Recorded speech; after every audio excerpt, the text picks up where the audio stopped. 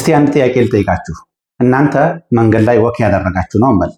ከግራ ወደ ቀኝ ወክ ያደረጋችሁ ነው። ከቀኝ ወደ ግራ ወክ የሚያደርግ ሰው ሌላ ሰው አለ።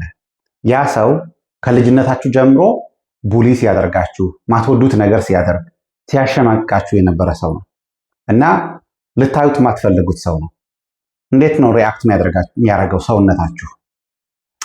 ሰውነታችን አቮይድ ለማድረግ ይሞክራል በተቻለው መጠን። አትየው አትየው አትየው፣ ጀርባህን ስጣው፣ ዞረ ሂድ፣ ሌላ መንገድ ፈልግ፣ ወይም ደግሞ የሆነ ነገር ለመጋፈጥ ሰውነታችሁ ይዘጋጃል። ያ ሪአክሽን ከየት ነው የመጣው? ሰውነታችን አይረሳም። ሰውነታችን እኛ ላይ ከልጅነታችን ከተፈጠረን ጊዜ አንስተው የተካሄደብን ነገር በአጠቃላይ በእንግሊዝኛ ትራውማ የሚባለው ሰውነታችን ሜሞራይዝ ያደርገዋል።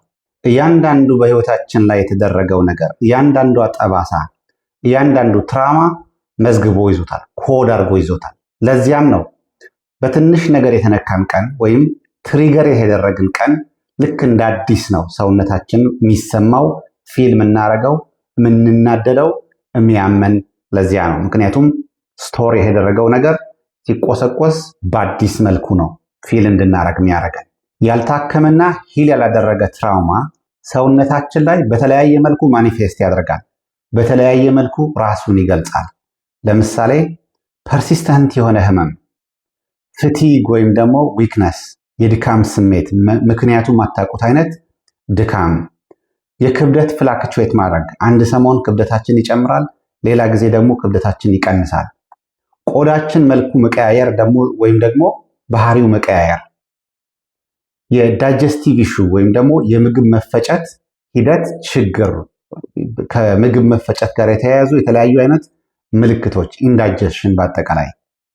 እንደዚሁም ደግሞ በትክክል መተኛት አለመቻል፣ ዲስተርብድ የሆነ ስሊፕ እና ሌሎች በርካታ ኮግኒቲቭ የሆኑ ኢሹዎች ወይም ደግሞ ቢሄቪየራል የሆኑ ኢሹዎች በእነኚህ ሁሉ ማኒፌስት ሊያደርግ ይችላል። ህመም ለምሳሌ ምንም ምክንያቱ በማይገባችሁ ሁኔታ ገና ከእንቅልፋችሁ ስትነቁ ደረታችሁ ላይ ከባድ የሆነ ህመም ይሰማችኋል።